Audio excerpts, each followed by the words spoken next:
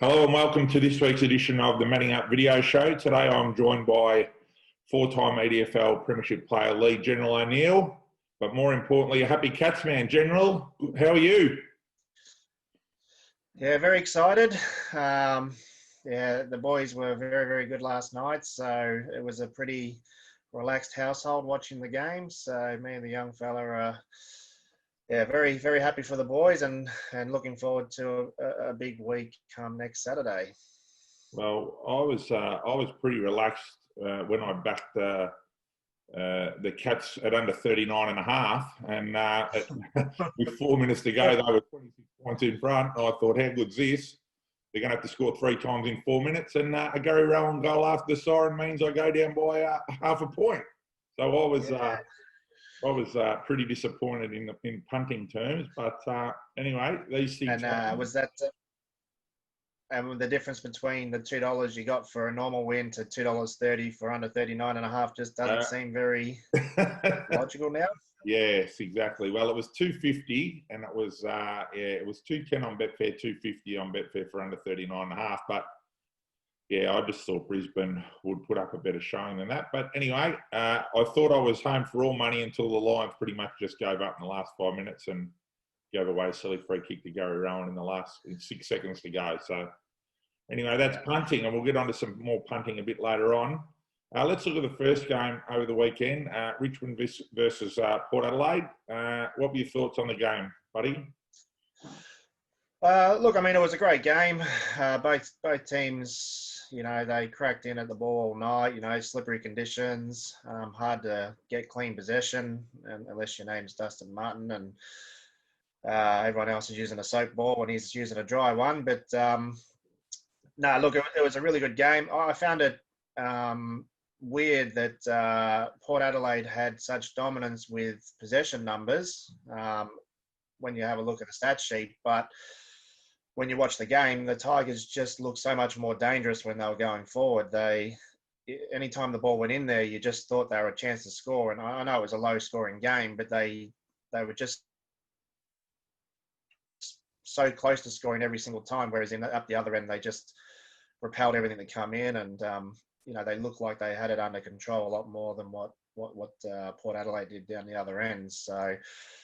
Whether that's the Tom Lynch factor or just the game style that they play. Richmond, they always push the ball forward a lot. At every chance they get, you see Riewoldt doesn't even try and mark it half the time these days. He just tries to get it going forward in the air. And, they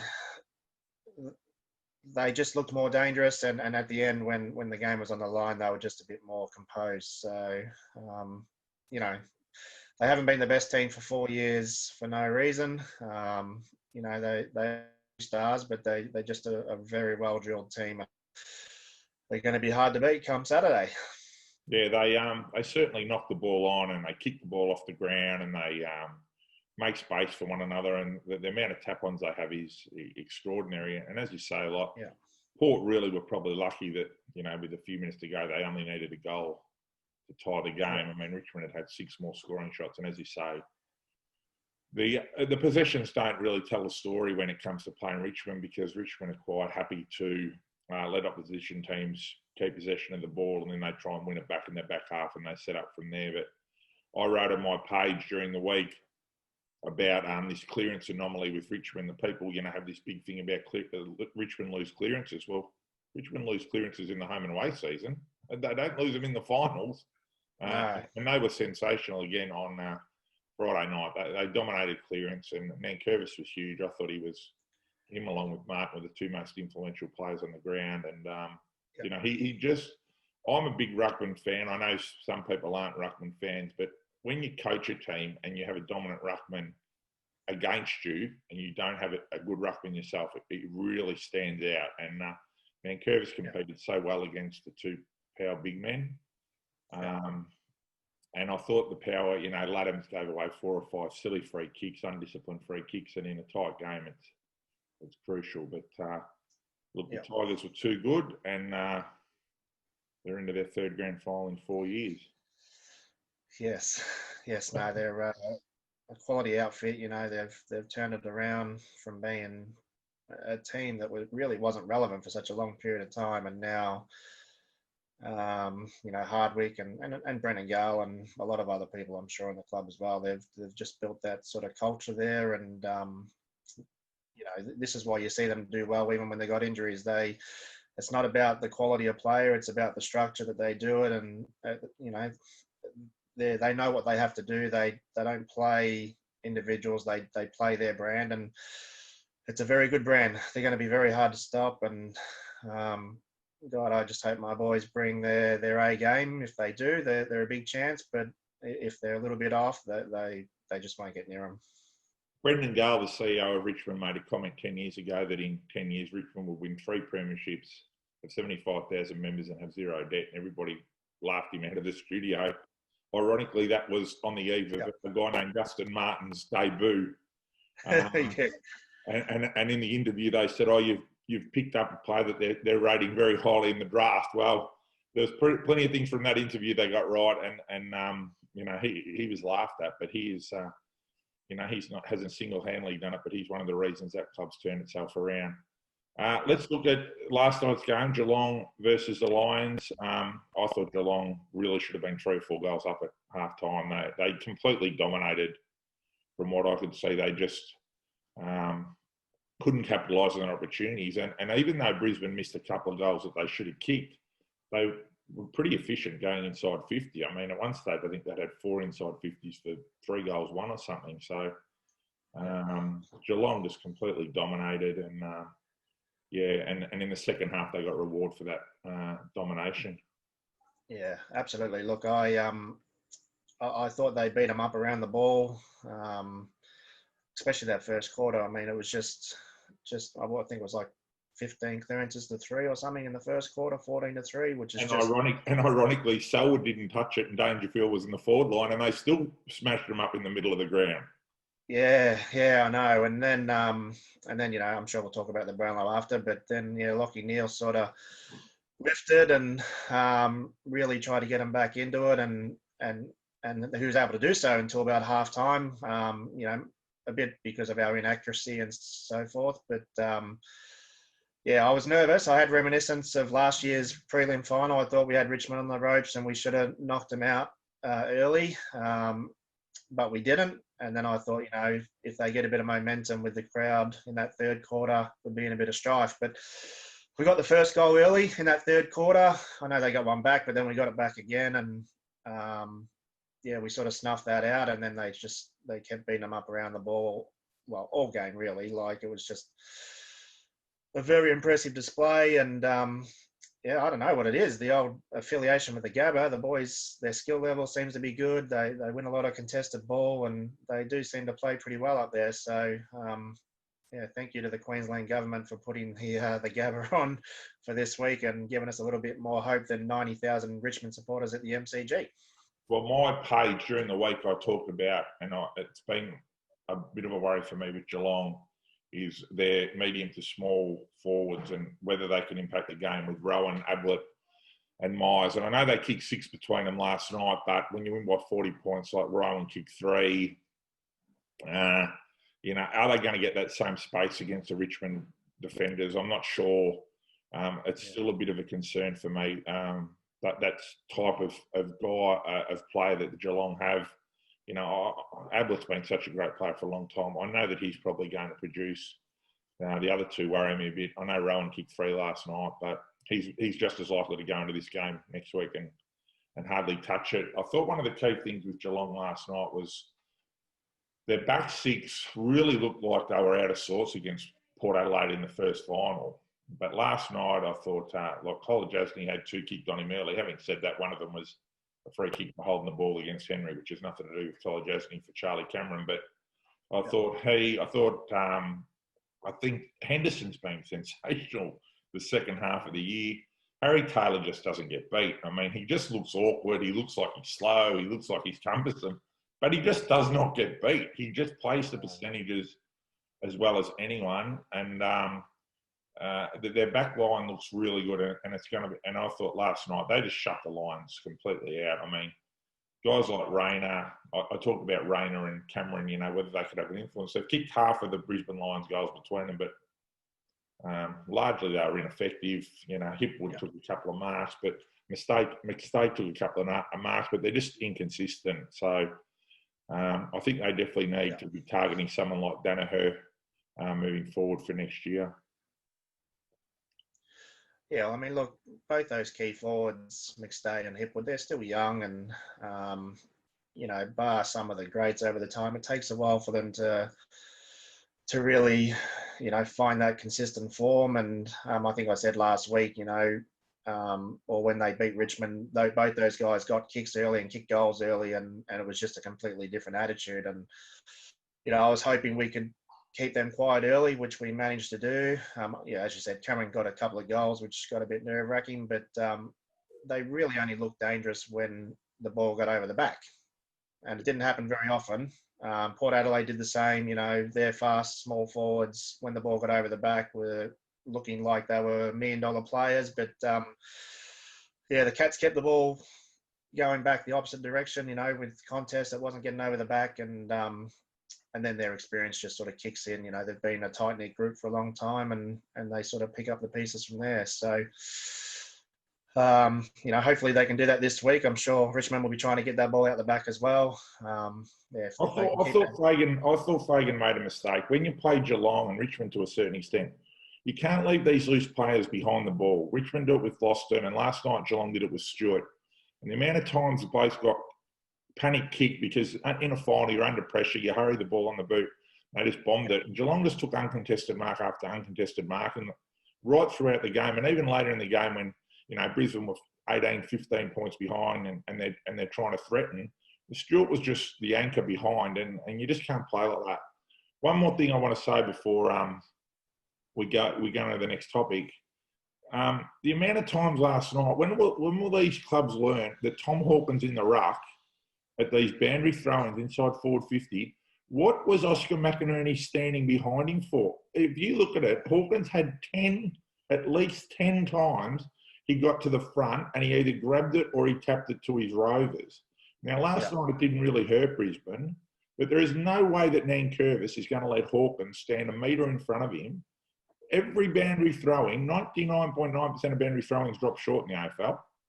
So why would you stand behind? It just bewilders me that they keep doing it, and Hawkins just feeds off it.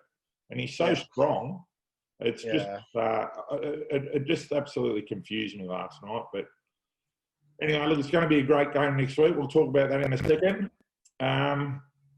What I'm going to go into now is my weekly rant. So stay tuned for that. Hello and welcome to this week's edition of Rants from the Recliner. Before I get on to this week's rant, I just want to make comment on a rant that I had from a few weeks ago, the deliberate out of bounds rule.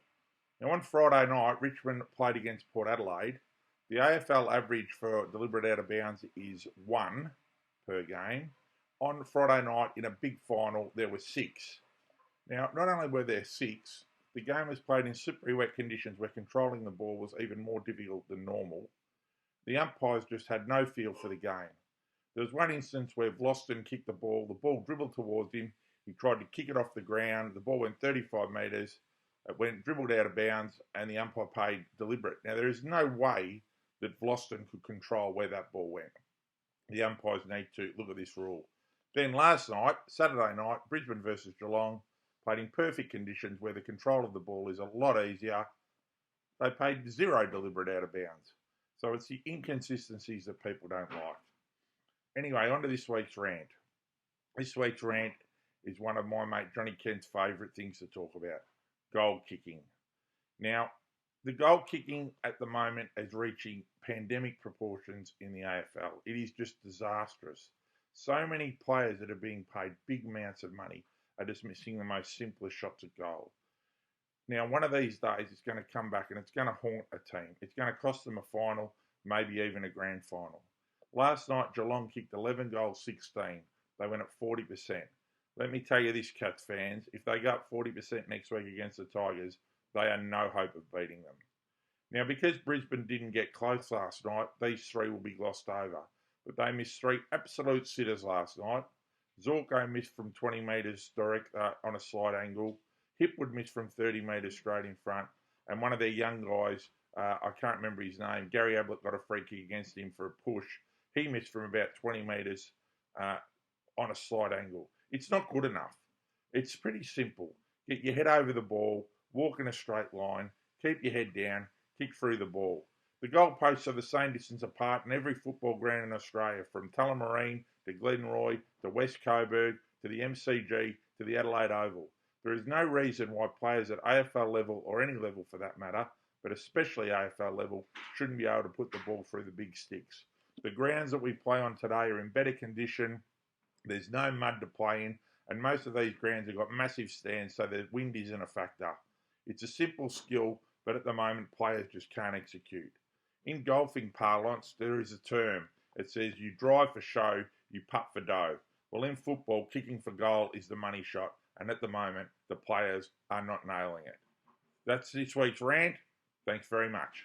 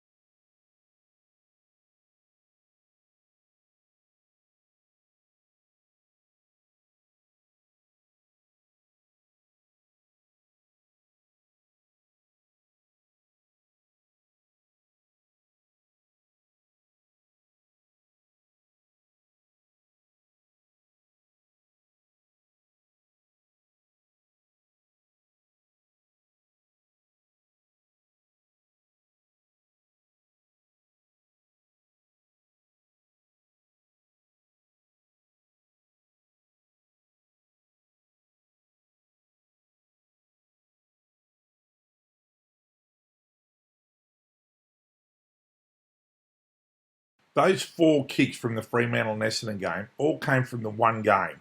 Now, you can't tell me that AFL footballers should be kicking like that. It's an absolute disgrace. It needs to be fixed before it costs someone a grand final. All right. Welcome back from the rant. Next thing I want to talk to you about, General. I know you love the punt. Yesterday there were 2 massive races on, $1 million races, one in Sydney, one at Caulfield. Let's talk about the Everest first. How'd you go? Did you pick the winner? Yeah, I did. I barked it up a bit with the boys in the syndicate, the old golf trip syndicate. But even cousin Daniel Campbell, I told him a couple of weeks ago. I said, "Mate, this thing is a certainty." It was dominant in its first up run, where it only really pulled it out the last 150 and gobbled them all up, and then its run where it got beat by Libertini. I mean, Nature Street went flat out, and it was 3 wide the whole trip, no cover, and still Donkey licked the rest. But Libertini got hold of it. I just thought barrier 5 would sit in behind it. I think I put on your post earlier in the week that I just said it's going to go a bit whooshka down the other side once they're in behind them. And geez, it was impressive. I mean, what a machine it was. How good would you be being Kieran McEvoy in the richest turf race in the world? He's won it 3 times in 4 years and has not had to pull the whip, I don't reckon. He's won the 3 of them easily. On my page, I tipped Geitra, which ran 3rd. I tipped Classic Legend for second, which ended up winning, and I tipped Trekking as my roughie, which ran fourth. So I was sort of around the mark, but as usual, collected donuts. But that's just the way it goes. But I love the concept of the Everest. It's a great race, and geez, those horses were flashing late, but geez, Classic Legend, as you said, it was a dominant display and won easy. The Caulfield Cup was run yesterday. I'm absolutely devastated. Talk about it. I actually won yesterday on the pump, but I've got nutted by Gary Rowan after the siren. I backed Mitch Duncan for the most possessions at $13. He came second to Lockie Neal. And Very Elegant's my favourite horse. I backed him in all his 5 Group 1s, and yesterday I jumped off him. I backed second, third, fourth, and fifth, and my favourite horses won. But what about Very Elegant in the Caulfield Cup, mate? Yeah, very gutsy. I thought the Irish horse, Anthony Van Dyke, was going to reel it in. I was on it, so I was screaming at the TV like you wouldn't believe, and I would have had Russian Camelot in the Cox Plate going for 32 grand this week if Van Dyke had got up. So it was exciting times, but the mare just grit her teeth and refused to let him go past, and was a very deserved 6-time Group 1 winner now. Very Elegant reminds me of Northerly. She looks gone. Like it looked like Anthony Van Dyke was going to go straight past her 100 metres out. I'd backed Anthony Van Dyke. Yeah. And as soon as the overseas horse loomed up, Very Elegant, and it does this all the time. It gets sometimes that it's even been headed in its Group 1 wins. It just fights. And Northerly was a bit like that. I'll tell you something yesterday about that win, and I'm not saying it wouldn't have won, but Mark Zahra made a decision, and he obviously decided before the race he was going to do it, which really helped him win that race. And that was when they'd gone about 200 or 300 metres down the straight out of the barrier. He had the opportunity to go in onto the fence. There was no one inside him for 50 or 100 metres, and it helped him twofold. He stayed one off the fence, and that meant that Finch, who ran a great race for fifth because he sat 3 wide the whole trip, was posted 3 wide. So that was the first advantage that Very Elegant got. And the second advantage was that it meant that coming around the home turn, it was going to be a lot easier to get off the fence than being cluttered up in an 18-horse field. So he'd obviously planned about that. I know Very Elegant, the stables say that it's better when it's not in and around horses. Having said that, I think if Anthony Van Dyke draws a barrier, it wins. I mean, it drew barrier 17 or 18 or something. It had to go back at the second last, had to go around every single horse. It was still an enormous run and onwards and upwards towards the Melbourne Cup. But it was a great addition to the race. Sorry, what was that? Sorry? I was going to say it's never run 3,200 metres, Van Dyke, but so it's going to be unproven. But yeah, its run was enormous, and Very Elegant. You were talking about 2 starts ago, it drew barrier 1 and had its worst run for the whole prep because it didn't like being inside horses. So I don't think they'll ever go anywhere near a fence ever again in their life, to be honest. Especially when it's just got so much G&D, bit of guts and determination just to win. It doesn't want to be surrounded. It just wants to keep working and working and working. But the Melbourne Cup will be interesting. I'm still not sold on Van Dyke for the Melbourne Cup because it hasn't run that distance before. But it was one hell of a trial for it in normal years. So all right, mate. Later on this afternoon, there's the Brownlow Medal. I don't think we need to waste much time on this. Can you see anyone getting anywhere near this Brisbane Lions, Lockie Neal? Nah. Tommy Mitchell had a disposal count out of this world a couple of years ago, and he won it with a leg in the air. Shortened quarters. Lockie Neal's, he must be averaging 3 or 4 touches more than the next nearest person per game. He's kicked goals this year. His team won the equal most games, and he doesn't really have any vote getters that are going to take lots. Like, he's got good players around him, but they're not really vote catchers. So I'd be surprised. The only thing that I can see him getting beat, and being a bookmaker, $1.30, I'm probably prepared to lay him just to find out, to lose, 50 or $100 or something, is Christian Petrarca's never had a year like he had this year, and he's sort of unknown as a vote getter. Now, guys like Nathan Fyfe and Patrick Dangerfield, sometimes they just turn up and they get votes. And Petrarca might be that type of guy. And Melbourne won, I don't know, probably 11 or 12 games this year, and except for Gore. Well, you know, maybe Petrarca, but I think Lachie Neale will win as well. 5 or 6 votes, we might. Sorry, what was that? He'll win by 5 or 6 votes, I reckon. I think he's pretty safe. All right, mate. Well, before we go, let's have a quick chat about next week's grand final. Your Cats against the Tigers, the Champs against the Challengers. What do your boys need to do to beat Richmond? Well, as you discussed earlier, you know, Richmond finals really lift with that sort of contested ball and clearance rate. I think that's where it's going to be won. For us to stand a chance, we've got to win in there, and then we've got to make them accountable down back. And I go to a lot of Geelong games, especially against Richmond, because I love watching the good teams play. And I've seen guys like Vlastuin and Grimes and that over the years. They leave their man. They don't care if it's Gary Ablett, who, you know, the best player we've probably seen in the last 20 years. They will leave their man at any chance to make sure that they're following their structure. So we've got to keep them accountable somehow. Hopefully, Rowan can do that with, say, Grimes. You know, he might not get a lot of touches, but if he can keep him away from Tomahawk and leave him sort of one out, you know, win that contested ball, get it forward and keep it in there, then that will give us our best chance. But, you know, you can talk about it all day long. You've got to get it done. You know, they're the champs for a reason, and yeah, we're going to have to be really, really good. But what a fairy tale it would be for a few players if we can get it done. We'll just have to wait and see how we go. Well, whichever team wins, some players that are already legends of the game. Another chapter is going to be written. You know, if Dustin Martin can win 3 premierships and Trent Cotchin can become a 3-time premiership captain, and Joel Selwood would win 4. Gary Ablett could win 3. Dangerfield could win his first. You know, might propel him into, you know, all-time great talking status. It's going to be a great game. I think for Geelong, they need it to be dry. I think if it's wet, I think it suits Richmond better than Geelong, with Geelong's trying to control the ball a bit. You know, various stages last night when they felt a bit threatened, they just chipped the ball around for, you know, a minute, 90 seconds. If it's wet, it makes it a lot harder to do that, and Richmond's chaos game comes into play. So hopefully it's dry conditions like it was last night. It should be, I think the best 2 teams have made the grand final.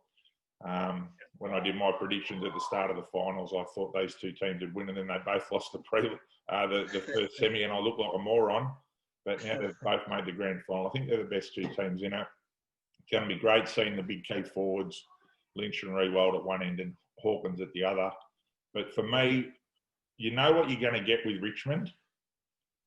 For me, for Geelong to win, Ablett, Myers, Rowan need to kick 4 or 5 between them. If they don't hit the scoreboard and it's left too much to Hawkins, then I don't think they're going to kick a big enough score to beat Richmond. Yeah. And as you say, the Richmond defenders come off their men at every opportunity. And when they do, guys like Rowan and Myers, they've got to hit the scoreboard. They've got to kick goals. And then that puts pressure back on guys like Vlastuin and Grimes who say, well, hang on, maybe I can't take the risk of coming off my man. So, yeah. But look, it's been an amazing season really to get it up and running and to get to the grand final. It's been an incredible effort by the AFL, and they should be congratulated really, because it's been a great effort. But look, thanks, General, for joining me on the show again.